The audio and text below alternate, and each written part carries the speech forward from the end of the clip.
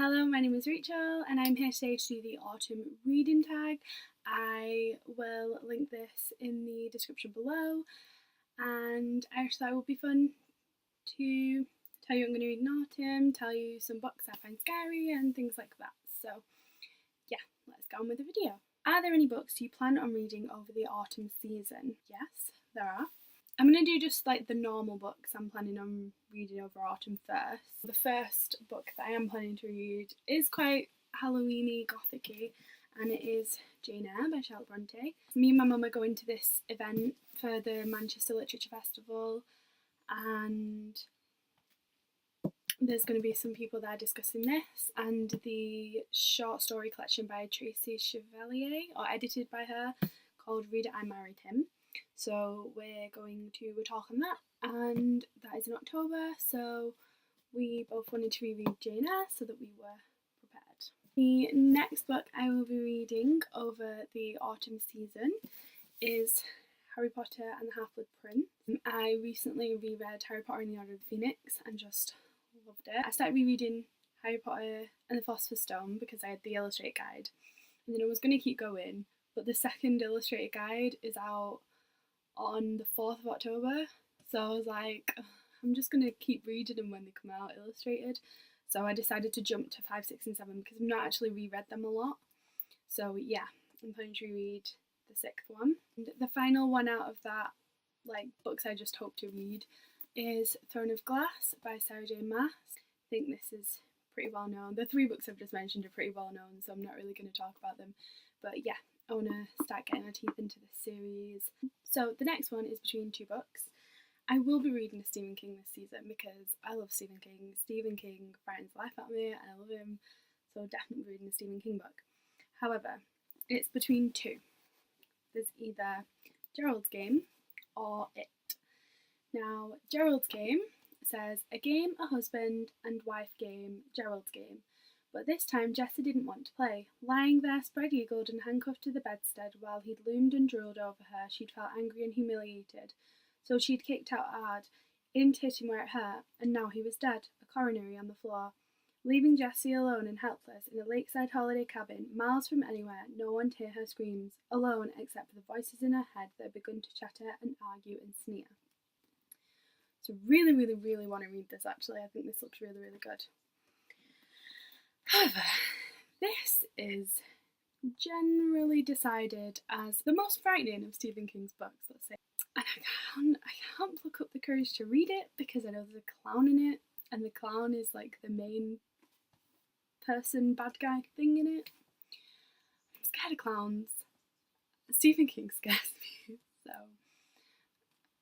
I don't know that I can do this yet. I really don't. So yeah, it's going to be between these 2. I'm guessing I'm going to wuss out and read this because this looks terrifying, but we shall see. Next, for reading during the autumn season, you'll see that I'm trying to like pick books that give me options, so I'm not like completely tied into what I'm going to read. So I'm going to read one of these 2. So these are both about witches. I think they both centre a little bit around the Salem witch trials. I know this one definitely does, obviously it says on the front. I'm pretty sure this one does too. And this one says, 1692 Corag, a wild young girl living in the mountains of Scotland, has been imprisoned as a witch. Terrified in a cold, filthy cell, she awaits her fate of death by burning, till she's visited by Charles Leslie, an Irishman hungry to question her. For Corag knows more than it seems. She was witness to the bloody and brutal massacre of Gloucester. I'm not going to read the rest of the blurb because it looks like spoilers. But yeah, there's that one. The most famous witch hunt in history is about to begin. Years later, a young woman is found savagely murdered, her body arranged in the death pose of a witch. Someone or something is reviving the terror of the notorious Salem witch trials, and only one man, a brilliant, eccentric loner with a dazzling mind and fascination with witchcraft, can keep the evils of the past at bay. This one sounds better. I'm probably going to read this one. This one sounds scarier. But yeah, we'll be reading one of the witchy books. After finally finishing the first question, can we move on to the second question, which is, September brings back to school memories. What book did you most enjoy studying, and what were your favourite and least favourite school subjects? Favourite school subject was English literature. Obviously, I love reading, and I took that on and did it as a degree as well. which I completed this year. So yeah, absolutely love English. It will always be my favourite subject. Least favourite subject was probably ICT. My favourite books I studied at school. This is school. I'm not counting college and uni because obviously I've studied a hell of a lot, and this video is going to be long enough already, so I'm just going to count these ones. The first one is A View from a Bridge by Arthur Miller. Then we did The Great Gatsby, which I adore. It's one of my favourite books. I will just be on Gatsby's side till the day I die and hate Daisy until I die. The last one is Of Mice and Men by John Steinbeck. This is about two friends who travel across America. They're trying to get work. It's kind of based on the American dream. And yeah, the next question is, October means Halloween. Do you enjoy scary books and films? If so, what are some of your favourites? So, some of my favourite scary short stories are by Edgar Allan Poe. We did a few of these at uni and then I read some others. I think my favourites were The Murders in the Rue Morgue, The Fall of the House of Usher, The Mask of the Red Death, The Oval Portrait, and The Telltale Heart. Next is for the Stephen King part of this, which obviously had to come because I love him. This is in the series of how frightened I was reading them. The book is set now in present day for the book, when the book was written. And basically this woman, the police have come to this woman and said, look, we're investigating the death of your husband. Did you kill him, basically? And it's her going back to kind of what was happening at that time and remembering what was going on. And yeah, she has this abusive, horrible husband, and it's kind of, did she kill him, did she not? I don't think the whole book isn't terrifying. There's just one scene that's terrifying. So the next one is Misery. This has a lot of scary scenes. It is about a guy who is in a car crash, and a woman called Annie finds him in the car crash, saves him, takes him back to her house, and basically like puts him in bed, gives him some painkillers, and says, look, we're not going to be able to get you to the hospital for a while. It's snowing too much, like all those sorts of things. This would be good to read actually because it snows a lot here, so I think it'd be a good book to read during this season. But basically, she's not all that right upstairs, and it goes from there. But yeah, this is really, really, really scary. So this is about a hotel called the Overlook Hotel, and a family that go to stay there for the winter. The dad gets hired as like a handyman, and they're kind of going to stay in the hotel because they can't open the hotel because it's up in some hills, and when it's snowing there's just no way to get there. But him and his family go because they're going to like keep the pipes running, keep everything just ticking over until they can open it again. The dad's a writer. He's hoping to finally write this breakthrough novel that he's always wanted to write. The son is a shiner, which is kind of weird. He kind of like sees things, basically, like premonitions, ghosts, things like that. This book is the scariest Stephen King I've read so far, and it's just terrifying. It's terrifying in a supernatural way. It's terrifying in a human way. Yeah, this is scary. This is scary, scary. And the film of this used to be one of my favourite scary films of all time until I read the book, and now I don't like the film because the film completely destroys this. So if you have only watched the film, I would recommend reading this because this is a lot better. And the last scary book for me to recommend is Let the Right One In by, it's going to be hard, John Ajvide Lindqvist. That's what I'm going with. That's what we're sticking with. This book is about a little boy who meets another child, and there's something off about that child, and they become friends. It says Eli is the young girl who moves in next door. She doesn't go to school and never leaves the flat by day. She is a 200-year-old vampire, forever frozen in childhood and condemned to live on a diet of fresh blood. Yeah, this is scary. But it was that like human in you where maybe you don't want to do the things that you're doing, but you've lost your humanity and your conscience, and you can't help what you're doing, but you never would have done them before. Or like maybe you wanted to, but you would never have acted on it, that sort of thing. So yeah, this is really, really, really scary. And I would say challenge the fact that it says Eli is the young girl who moves in next door, she doesn't go to school, all that stuff. Challenge the identities that this book gives you.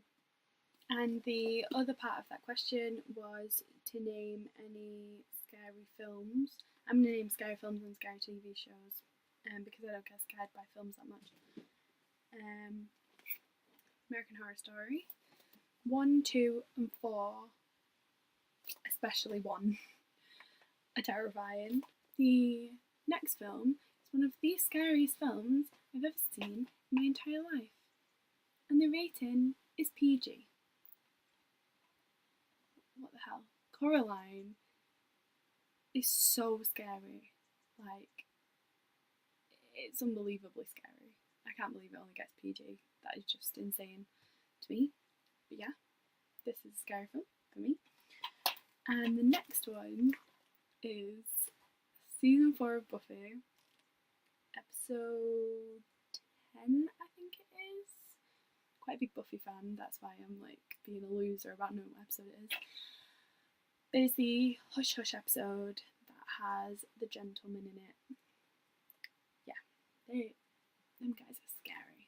The next question is, with November it's time for bonfire night and firework displays, what's the most exciting book you've read that really kept you gripped? Firstly, is The Hunger Games. Just the first one. I don't think the others kept me as gripped. But this did. I loved the concept. I loved reading it so much. Loved the idea of the arena. Didn't like any of the others because I think this had that primitive kill or be killed feeling, and like in the second one, because everyone was kind of working to save Katniss, you didn't get that, and that was my favourite part of this one. So yeah, just the first one.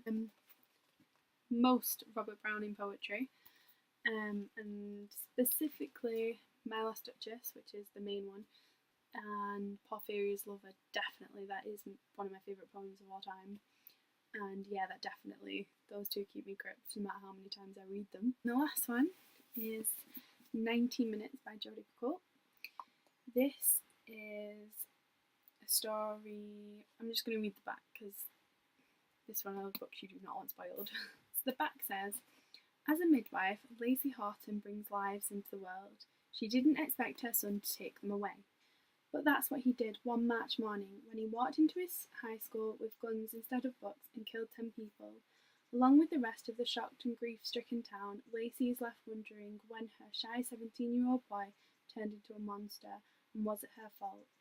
In the aftermath of the shooting, Lacey searches the past for clues and begins to realise that despite, or perhaps because of, her every effort, she never really knew her son at all. This is a really good book.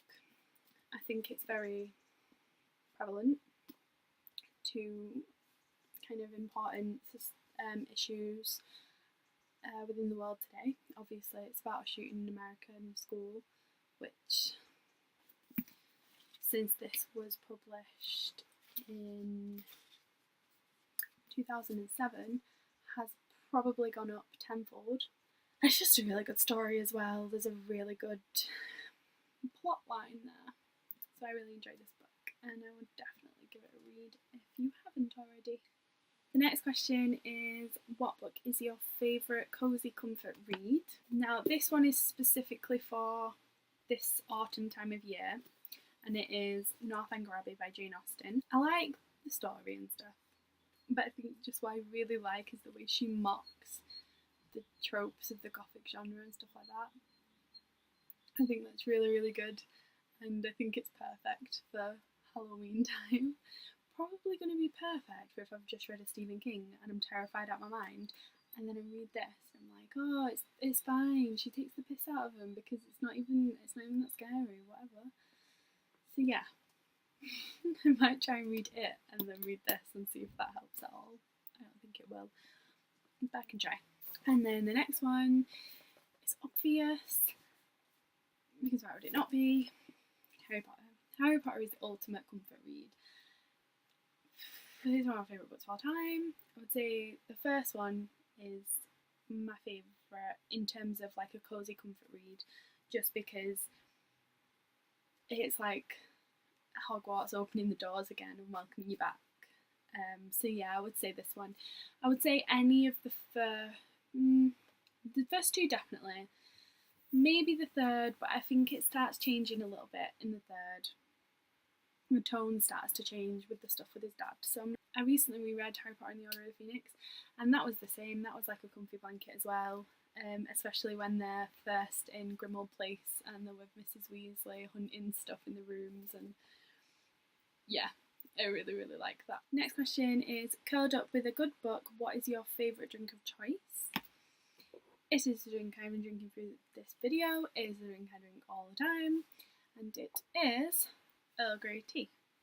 And this is the cute little box my mum got me from a school trip the other day, and it's this adorable like Beatrix Potter little tin with Earl Grey tea bags in it, and it's adorable, and I'm really happy about it. And the last question is, any plans you're looking forward to over the next few months? Everything is happening over the next few months. Everything's going to happen over the next few months, and then I'm not going to have a life for about 5 years, I think. So, first, it's my birthday on the 3rd of October. So, that's pretty big. Second, it's my best friend's birthday. No. Second, on the 18th of October, we're going to this Jane Eyre book talk thing. That'd be cool. On the 29th of October, best friend's birthday. On the 28th to the 30 something of October, I'm going to Amsterdam for my mum and my auntie's birthday. On the 31st, me and my girlfriend's anniversary. On the 4th of November, I graduate. On the 11th of November is my girlfriend's birthday, and there's some really fun stuff going on for that birthday, but I can't mention it in case she watches this video, because it would spoil it. And then it's Christmas. Then it's just a big, massive lead up to Christmas, because Christmas is awesome, and build up to Christmas is awesome, and I'm probably going to start getting the Christmas songs out like tomorrow, because it's getting to be time. That was my autumn reading tag. Thank you for watching, and I will see you in the next video. Bye!